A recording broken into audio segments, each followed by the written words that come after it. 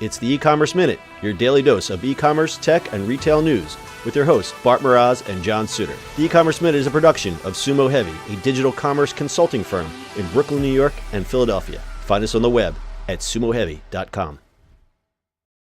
It's E-Commerce Minute, episode 231.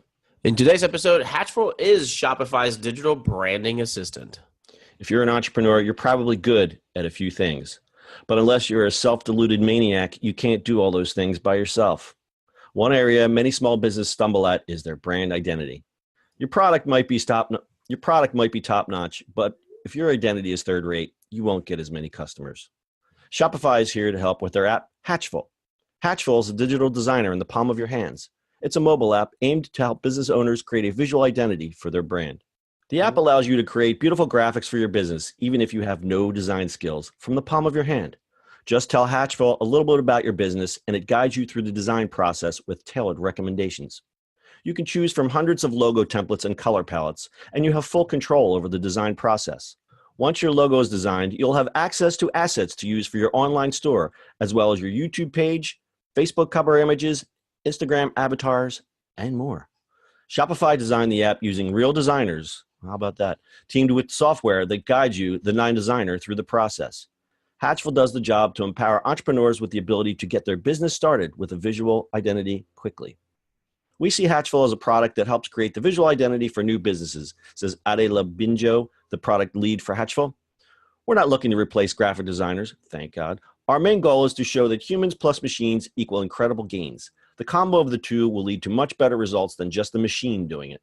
Hatchful is free to use for any user, whether they're a Shopify store owner or not. Just don't tell the kid who just graduated art school about this. But John, you're a podcast host now. You're not a graphic designer. That is true. This grinds my gears in a few different ways. I'd love to hear your thoughts on this first, though. I don't know. Go with grind your gears, because Okay. All right. I mean, I have thoughts, but I want to hear from you, just because you come from that design world. Well, okay. There's two schools of thought, and I'm gonna put my practical, business person hat on. I would rather see someone use something like this than to break out their papaya font and pull a bad piece of clip art that they stole from the internet. That being said, I think what has happened in the design industry, and this is just that general observation and no poke at Shopify or Hatchful or any of these apps, is that it's become so commoditized and everything is just this pick and choose from, you go to the stock place and you pick your photo, you go to the other place, you pick a piece of the logo, you go here and you pick a piece here, you mash it all together, and sometimes it makes sense and sometimes it doesn't. And the other problem with that is that, of course, designers are going to cringe, and people who are design focused are going to, kind of scoff at it and turn their nose up at something with, because they can see crap when they see it. They know crap when they see it.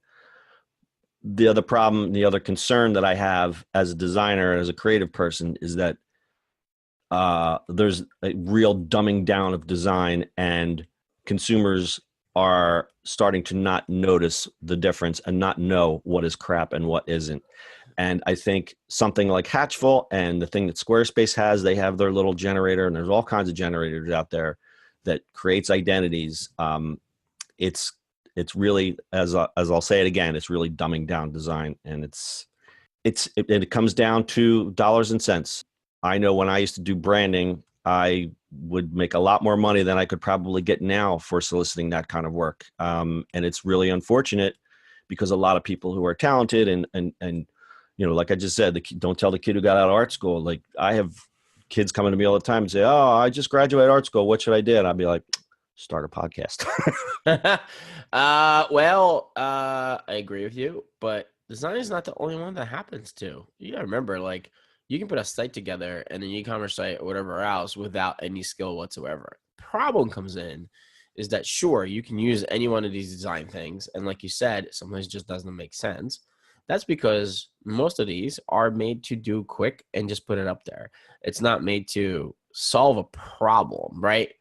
Because design is just solving a problem, right? It's the same thing with development. It's the same thing with creating websites, right? It's what is the problem that you have, and unfortunately, this doesn't solve. It solves a problem of I don't have any money and I just want to put it up there. That's the only problem solved. I totally agree with you, and I like your comparison, because store owners do the same thing with their development. They'll say, I remember when you and I used to try to sell WordPress sites back in the olden days. Yep. And we found ourselves in that spot where it was like, well, I can just do it myself. Here's my theme, and I'll just get the theme, and can't we just pluck this code from somewhere? And it's just like, it's such crap, it's such crap. That's right. I mean, it's the same thing, right? It doesn't matter what. It just happens. It's really strange in our industry, in the tech industry, where it's like, oh, you just do it. You just press some buttons, right? But in any industry, it will happen, right? Like if you want to repair your toilet, you can do it yourself or install a toilet. No, I'm serious. Like you can go and grab all your stuff and put it, or you get a professional to do it. Right. You want it done, or you want it done right? Well, right. I mean, if you can do it, that's fine. But do you really want to waste that time too? And like, does it solve a problem? Like, kind of got to look at it overall. This is good and bad at the same time. I mean, and it's gonna happen. Like that's welcome to tech. It's gonna always happen. Like, looks what's happening with AI. Looks what happened with everything else. Yeah. I mean, I think the thing that really kind of gets me, and it gets me, not for that the app is not good. The app is actually very good. The app does what's on the tin. It does what's promised. It actually solves, as you said, solves a problem. I don't know if it solves it in the perfect way. It just gives the impression that design is easy. Design is not easy. What? I mean, that's the same thing goes for development work, right? Programming, the same thing. Oh, can't you just put it up there? Like, how many times we hear that? Like, no, you can't, because there's a lot of stuff that has to happen in between, right? People were thinking it's just like, oh, just plop it up there. It's just going to be up there. It's like, nope. Actual things work differently. Right. No, I was just going to say, I've had the same conversations with clients over the years where it's like you've got this bigger and bigger barrier to someone saying yes, because it's like, well, look at all the stuff I have out here. Why can't we use Wix? Why can't we use the Weebly? Why can't we? I mean, you and I used to run into that. Right. I mean, you absolutely can. You can go right ahead, but don't call me when it breaks. Right. I mean, that's the truth, right? Like, go ahead, have fun. Yeah.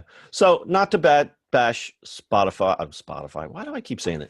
Not to bash Shopify or Hatchful or any of these generators. I think it's a good start. And if a business owner uses this, they should keep in mind that this is a good start. Okay. So if you've got, you want to get, proof of concept up, and you want to get something going, and you got, you're selling your new leather bags and you want to get a website out, great. Do this. I would rather see you do this than pull a piece of crappy clip art and, like I said, the papaya font. This is a great start. Is it the solution that you should consider for the rest of your business life? Absolutely not. I think, but I think it's a good solution for when you want to start something and you have no money and you're trying to start it, and like how many times we've seen this, people are like, they come to us, we're like, well, we don't want to do it, and you're like, well, it's going to cost you this much, and they're like, oh my God, that's expensive. You can totally do it the other way. And then like, that's the start, right? Test your product, test your idea, test all those stuff before you go big. Yep. I mean, you're going to pay now or you're going to pay later. And that's the things that you have to balance out. Because if you go, if you spend some time with a designer and you have someone who's going to think out all the uses of your logo and how and all the different variables and all the different scenarios, that is time well spent.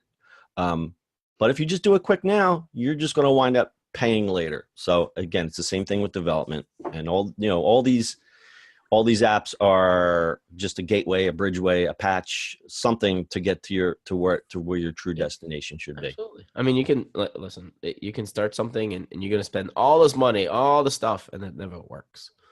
Yeah. I'm a big fan of small and just keep on going and growing as you go along.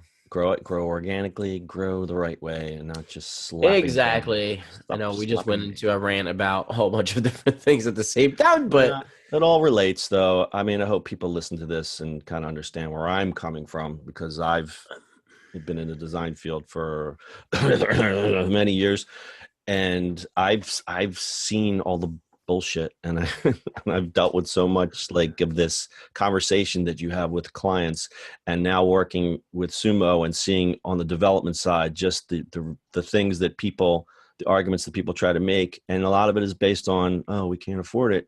And what is it? You pay now or you pay later. Yep. All right. Anything else? No, that's all I got. All right. That's your e-commerce minute for today. We'll see you on the internet tomorrow. That's it for today's show. If you like the show, do us a favor and subscribe or leave us a review on iTunes. And don't forget, you can now listen to the e-commerce minute on your Amazon device. Just add e-commerce minute to your flash briefing. And finally, if you have a comment or suggestion or just want to say hi, find us on social media @SumoHeavy.